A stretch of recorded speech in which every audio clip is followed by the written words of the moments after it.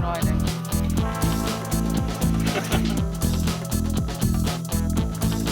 Sorry.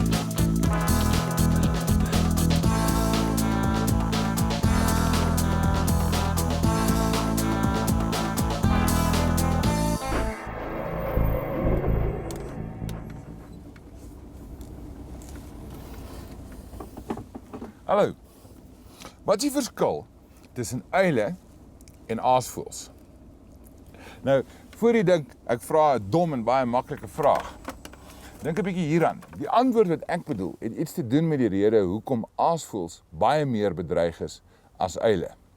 En om dit te verstaan, moet jy iets van albei hierdie diere verstaan. En dis waar ons storie hierdie week en volgende week gaan. Maar kom ons begin by die uile. Ek het so 10 jaar terug hier op die hoogste boom in my erf 'n uilboks opgesit, want ek weet uile is hier. Mens sien hulle tekens, veral as jy oplet na hulle, en ek het van kleins af 'n groot liefde vir uile. Trouwens, op my skooldae was ek al bevoorreg genoeg geweest dat ek 2 verskillende uile op verskillende tye in my kamer kon aanhou wat ek moes probeer gesond dokter. En as uile eers 1 keer onder jou vel ingekruip het, wel, een van die heel eerste TV-stories wat ek ooit gemaak het ook gegaan oor 'n uil. Trouwens, dit het gegaan oor 'n kunstenaar met die naam van Thys Walters en sy liefde vir roofvoëls, maar hy het hierdie baie mooi ooruil gehad. Thys het Hooch as 'n klein kuiken gekry en hom met die hand groot gemaak. Iets wat al klaar makliker gesê as gedaan is. En hoewel Hooch kom as hy roep, het Thys altyd gesê dat waar ander roofvoëls baie soos honde is uile weer meer soos katte met 'n sterk eiesinnigheid. In Projek Aardwolf het ons ook al 2 stories gedoen wat spesifiek oor uile gaan. Die eerste een was oor die pragtige visuile in die Kruger Wildtuin, waar die Trust vir Bedreigde Natuurlewe hulle elke jaar monitor om te sien hoe hulle neste vaar. Elke enkele meter van die rivier in die Kruger Wildtuin stap ons en ons ondersoek dan die oeverplantegroei, spesifiek die bome wat hierdie visuile van hou, maar terselfdertyd terwyl ons loop, tel ons dan al hierdie ander voëls. Daar kom hy. Dis my eerste visuil ooit, wat die voëlkykers 'n lifer sal noem. As jy hom sien, slaan hy jou asem eenvoudig nie weg, omdat hy so groot is, hierdie baie mooi rooi-bruin kleure. Hy laat my gewoonlik aan 'n teddybeer dink. En dan het ons nog 'n storie gedoen wat gaan oor die ewe mooi grasuile, wat net in 'n spesifieke soort gras bly by vleie, en hoe hulle besig is om letterlik onder ons neuse uit te sterf sonder dat ons eers daarvan bewus is. Spesies wat in die grasnes maak, is meer kwesbaar as ander voëlsoorte. En navorsing wys dat hulle getalle amper permanent op die afdraande pad is. Gat hy. Jy het hom gemis nou. Dis hy. Matt is juis besig met sy M-graad oor grasuile, omdat hulle so bedreig is en ons terselfdertyd so min oor hulle weet. Maar terug na my uilboks hier in my tuin. In die meer as 10 jaar wat hy nou al op is, het ek al enigiets van duwe tot mynas en selfs 2 swerms bye oortuig om te gaan bly. Alles behalwe uile. Maar kyk hier. Aanhouer wen sê hulle. En ek het 'n splinter nuwe uilboks. En is nie sommer so een hierdie nie.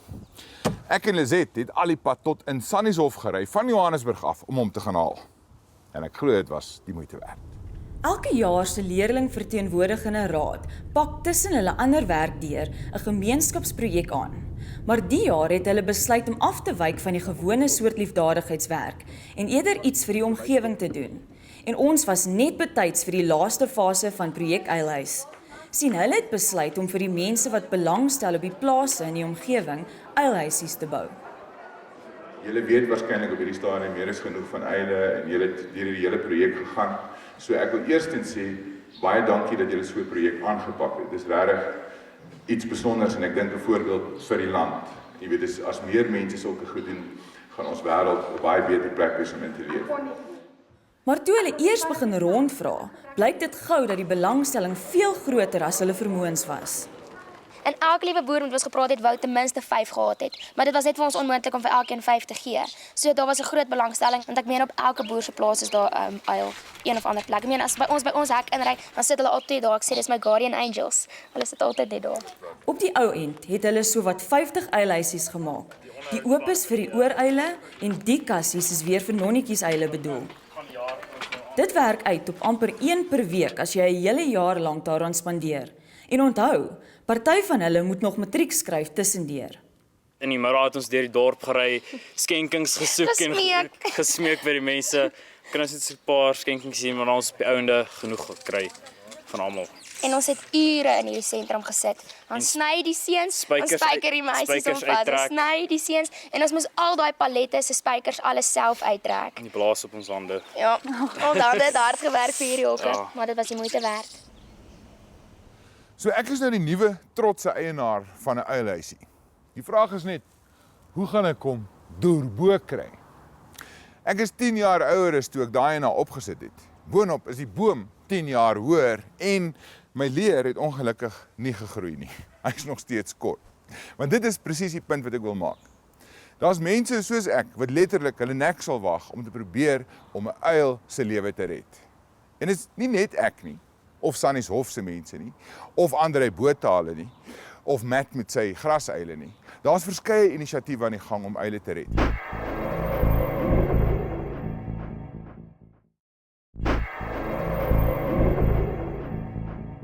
So almal hou van uile en daar is groepe mense wat hulle probeer bewaar, maar ons ou mensdom is nog steeds die rede van baie van hulle sterftes. So ook met aasvoëls. Hulle staar dieselfde bedreigings in die oog, maar daar's die persepsie dat hulle lelik is of dat hulle luise het. En so sal die landburgers wat bewaringsbewus is, eerder hulle swaar verdiende geldjies vir die uile skenk, of vir luiperds, of vir renosters. Kyk maar net na die statistieke. Ons het 9 tipes aasvoëls wat by ons voorkom, en 8 van hulle is al klaar op die rooi datalys. Dis asof ons net nie kan snap dat alle spesies bewaar moet word nie. As aasvoëls uitsterf, gaan dit 'n groot leemte los in ons ekostelsel wat verrykende gevolge kan hê. Kyk, aasvoëls speel 'n kritieke belangrike rol in terme van die rol wat hulle speel in die omgewing met die verwydering van karkasse. As aasvoëls nie daar was nie, byvoorbeeld sal talle karkasse verrot het in die veld, wat potensieel 'n geweldige hoeveelheid oordraagbare siektes miskien sal bevorder. Ons het al vir ons heel eerste episode by Blouberg Natuurreservaat in Limpopo gaan kyk na Johan van Wyk se bewaringspogings met die kraansaasvoëls. Blouberg is een van die grootste broeikolonies van die mooi voëls op die subkontinent. En ja, hulle het luise, maar nie luise wat daarin belangstel om op mense te leef nie. Hierdie luise is besig om hier by my arms op te klim. Dis veerluise, dit is heeltemal 'n nuwe spesies Vir jou. vir my. En ek weet nie hoe ek hulle gaan afkry nie, maar hulle is oral. Een van die verskille tussen uile en aasvoëls is dat uile gebiedsvas is en klein territoriums het. En dit maak hulle baie makliker om te bewaar, want onthou, hulle bly op jou plaas. En dit wat jy doen, gebeur op jou plaas. As jy hulle probeer bewaar, dan gaan hulle hou. Aasvoëls daarenteen het weer baie groot gebiede. Hulle vlieg reuse afstande elke dag. En jy kan doen wat jy wil om hulle te probeer bewaar, maar as hulle eers oor die draad is hulle letterlik buite jou hande. Jy weet nie waar hulle gaan sit en wat hulle doen nie. En nou is een van die nuwe bedreigings wat hulle het. Nie bye nie, maar windturbines. Stel jy nou voor, 'n waaier soos hierdie, wat so groot is soos hierdie boom hier agter my. En in plaas van hierdie klein lemme van hom, het hy skielik lemme wat 'n paar meter lank is. Vir aasvoëls is dit 'n groot probleem. En ons sien dit al vir jare lank in Europa. Maar by ons is dit meer van 'n toekomsprobleem wat vir aasvoëls wag. Vergiftiging is 'n groot probleem nog al die jare. 'n Boer sit 'n karkas met gif op uit om 'n jakkals of 'n rooi kat te straf en in die proses vrek 'n hele klomp aasvoëls wat doodgewoon op die karkas kom aas het. Moetiejagters sit nou weer doelbewus gif uit vir die aasvoëls, want daar's mense wat glo dat hulle liggaamsdele spesiale kragte het. Ons is bewus nou van 'n voorval in Junie in Zimbabwe waar daar 184 aasvoëls by 'n enkele karkas vergiftig is. Verlede jaar was daar 2 sulke gevalle waar daar, ek dink dit was net so in die 60 en net so oor die 70 voëls by enkele karkasse vergiftig is. In Tanzanië praat van die mense met wie ons daar gesels, dat in hierdie jaar alleen in 2012 is daar oor die 500 aasvoëls op hierdie manier vergiftig wat hulle van weet en wat hulle van bewus is en wat hulle gekonfiskeer het by stroopers. En dis spesifiek een van die uitdagings wat die bestuur van Blouberg Natuurreservaat in Limpopo het. Die berg self is die tuiste van die grootste broeikolonie kraansaasvoëls in die wêreld en net aan die voet van die afgrond bly die plaaslike gemeenskap. Die kraans daar agter is die een waarin hierdie aasvoëls so broei. Nou, hulle is swak vlees soos wat dit is en as dit nou nog nat reën dan sukkel hulle om op te styg. So dit beteken hulle land oor daai kraans en aan hierdie kant van die draad. Hulle verstaan nie dat daai kant van die draad is die gevaarlike kant nie. Want dis waar die gemeenskappe bly en as hulle daar land, dan is dit nou waar hulle verkoop word aan die moetiedokters en so. Johan van Wyk is die reservaatbestuurder en vir meer as 'n dekade al werk hy hard om die aasvoëls 'n beter kans op oorlewing te gee. Die goeie nuus is dat dit lyk of sy werk begin vrugte afwerp, want vanjaar is die kolonie groter as ooit, wat eintlik 'n ongehoorde statistiek is as dit by aasvoëls kom. Ons kyk na so 940 broeipare of aktiewe neste op hierdie stadium waar ons staan. Dit is so 300 meer as gewoonlik. So dit is 'n baie goeie jaar. Ek dink die groot gedeelte kan nou maar toeskryf aan die droogte toestand en dat daar meer kos beskikbaar is en dat neste meer suksesvol is. Dis 'n interessante ironie van hierdie voëls. As ander diere sukkel, vaar hulle juis goed en andersom. Maar dis nie nou net die droogte wat in hulle gun stel nie. Vir 'n hele paar jaar nou al betaal Johan hulle 'n beloning aan elkeen in die plaaslike gemeenskap wat 'n gestrande aasvoël reservaat toe bring in plaas van om in Johannesburg te gaan versmous. En die getalle styg elke jaar.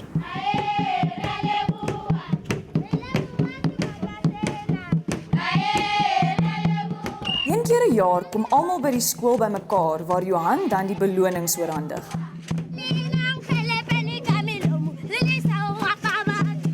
We have to save them because they scavenge the place. They are the scavengers. You know, if we don't have, if we don't have vultures, then there will be trouble.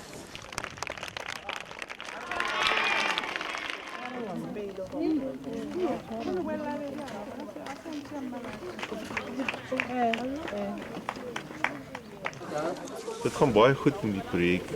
Hy sal nooit weet hoeveel voëls regtig ook weggeraak nie. Ek glo daar is maar 'n persentasie van die voëls wat wel nie na ons toe kom nie. Maar ten minste weet ons daar sal seker so elke jaar so 40 aasvoëls wat inkom. Ons het hierdie jaar so uitbetaal so R7.850. Natuurlik sal dit nooit moontlik wees as ons nie die ondersteuning het van die Trust van Bedreigde Natuurlewe en natuurlik hulle borgskap ook deur Sasol wat natuurlik vir ons die geld skenk om hierdie projek in die gang te kan hou.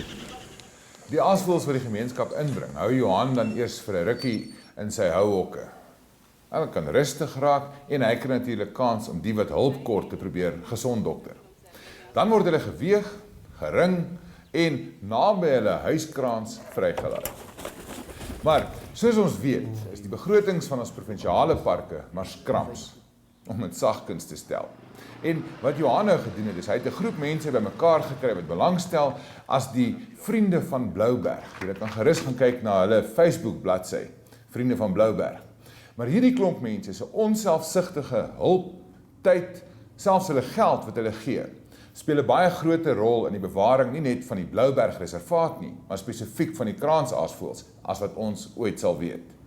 Op die oomblik is hulle besig om Johan se houhokke op te gradeer tot internasionale standaard. En dit maak sin, want ek meen, na alles is hierdie broeikolonie kraansaasvoëls juis van internasionale bewaringsbelang. Benewens die vang van aasvoëls vir sogenaamde medisinale gebruik, is 'n ander ontstellende feit dat al hoe meer mense deesdae aasvoëls jag vir die kospotte. Mense eet aasvoëls deesdae omdat daar so proteïentekort is en enigiemand wat al in Wes-Afrika en van die markte en so aangeloop het sal bewus wees daarvan. Daar's feitelik nie 'n lewende ding daar buite wat nie op die op die etenstafel beland in Wes-Afrika nie. En ongelukkig is aasvoëls een van die lekkernye, as jy dit so wil stel, wat daar geëet word. En dis die hele punt rondom aasvoëlbewaring.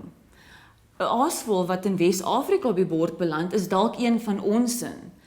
Aasvoëls wat in Blouberggering is al so ver soos Tanzanië gesien.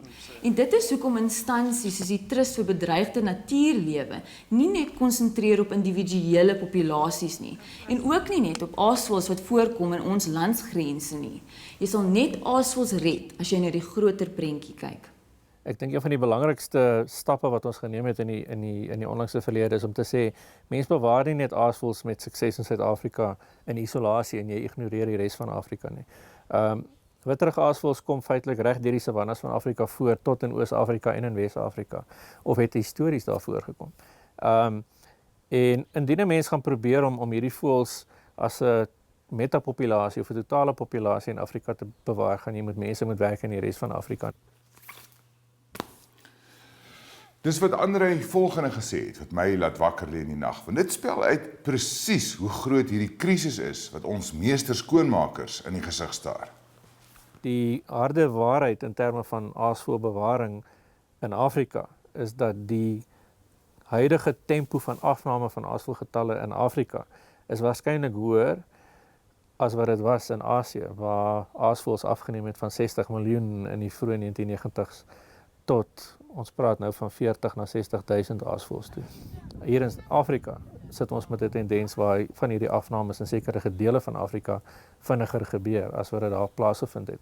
En mense begin nou deesdae praat van die aasvoël, dis nie 'n krisis nie, dis eintlik 'n katastrofe wat hier in Afrika plaasvind.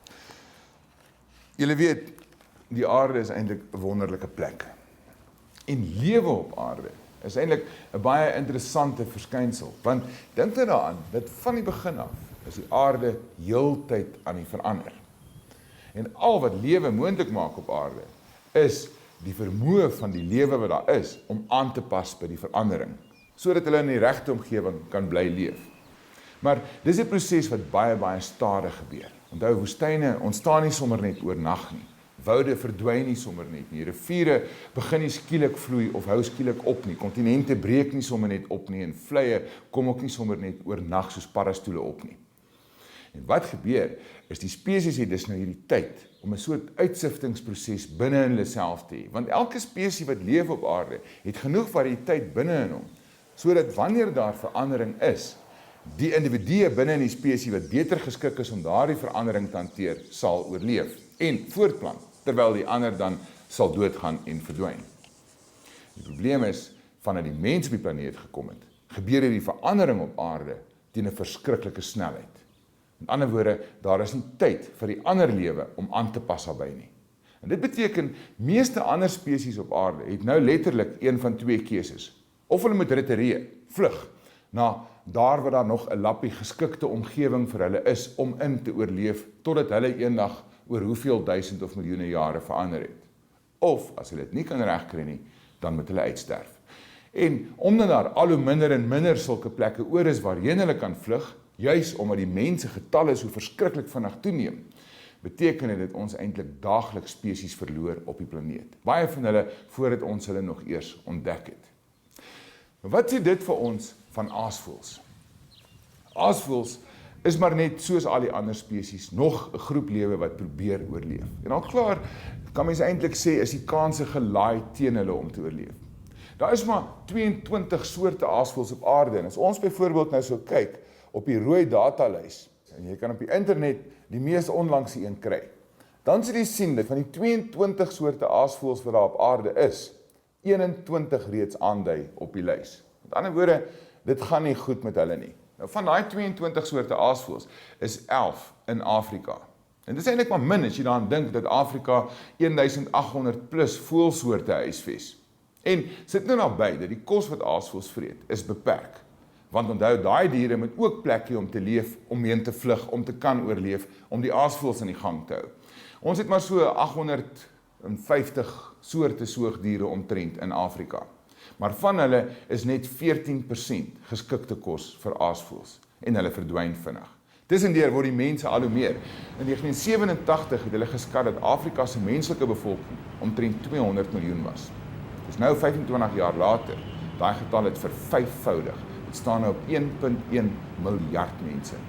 Dis 'n hengse klomp mense. Almal wil mielies plant, almal wil ergens bly, almal het myne nodig vir grondstowwe, almal het alles nodig, water, noem dit op, lig, enige ding. So daar is net nie meer plek vir die ander spesies nie. Uiteindelik, as jy na die hele som kyk, is daar maar net een logiese antwoord. Maar alles is daarom nie pikswart en hopeloos nie. Gelukkig is daar mense soos Andrei, instansies soos die Trust vir Bedreigde Natuurlewe, wat in die groter prentjie probeer kyk en bestuursplanne probeer beraam. Hoe kan ons iets soos die aasvoëls vir langer kans gee op aarde? Maar onthou, dit alles gaan nie help as jy as individu nie probeer om jou verskil te maak nie. Vat jou plaasie, vat die gif weg, maak dit 'n veilige lappie grond vir hierdie goed om intussen heen te vlug, terwyl hulle dan probeer aanpas by die veranderinge. En volgende week vertel ons julle van 'n paar mense wat wel besig is om hierdie baie belangrike stap te neem.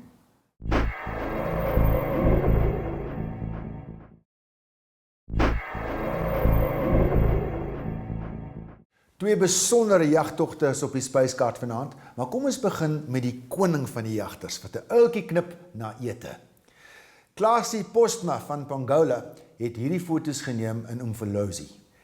Kyk hoe lekker hang die luikatte hoog in die takke. Ons weet dat leeu's bome klim, maar ons weet ook hulle hou nie daarvan nie. Nou hoekom hulle besluit het om so hoog uit te span, weet ons ook nie. Maar Klasie, dis pragtige foto's. Baie dankie. En nou moet julle mooi kyk. Kal het gesit en kyk hoe die voeltjies kom water drink op 'n warm dag in die Kalahari. Kyk nou hier, in die skaduwee van hierdie watertrog, sê Callie, is 'n eekoringkie. En binnekort gaan hierdie eekoring nou opspring en 'n voeltjie vang. Daar gaan hy. Hierdie kant toe en daar is hy weg met die voeltjie. Callie, ek glo nie hierdie is 'n eekoring nie. Ek dink dit is 'n swartkwas muishond, 'n slende mongoose. Hulle dieet bestaan hoofsaaklik uit insekte, muise en slinge. En minder as 10% is voëls. So dis interessant om te sien hoe hulle wel voëls hier vang. En ek glo nie 'n eekoringkie gaan 'n voeltjie vang nie. 'n Roofvoël wat 'n vlermuis gevang het. En dis die foto wat Michael Taljard vir ons gestuur het. Daar is 'n roofvoël wat spesialiseer in hierdie soogdiertjies en dit is die vlermuisvalk of bathawk. Maar dis nie wat Michael hier afgeneem het nie. Jeff Lockwood vertel ons meer.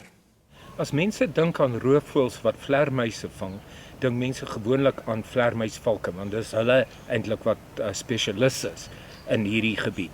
Maar daar's 'n groep ander roofvoëls wat ook op 'n gereelde basis vir hierdie vlermuise sal vang. En in hierdie pragtige reeks foto's is dit 'n wyfie Afrikaanse sperwe wat sit en vir hierdie vlermuise inwag waar hulle nou uit hulle vlermuishuis uitvlieg. En dis juist die beste tyd om sulke soogdiere te probeer vang, want as hulle nou uitvlieg, dit lyk amper asof hulle vir 'n ruk lank verwar is, hulle weet nie waarna toe, en dis juist daar waar hulle die maklikste gevang gaan word. Wel gedaan, Michael. Hierdie is 'n heerlike nagereg en dit wil gedoen word om so 'n pragtige aksiefoto te neem. Canvas and Tint beloon jou met 'n gazebo, 2 stoele en 'n koelsak en jy kom natuurlik in aanmerking vir die groot prys aan die einde van die jaar van Canvas and Tint, omtrent 'n hele kamp se toerusting en 2 nagte by 'n safari kamp. Al die kompetisie besonderhede is op ons webwerf by rooitrok.com. Totsiens, tot volgende week. Die klein soogdiertjies en dit is genoem die vlermuis voël.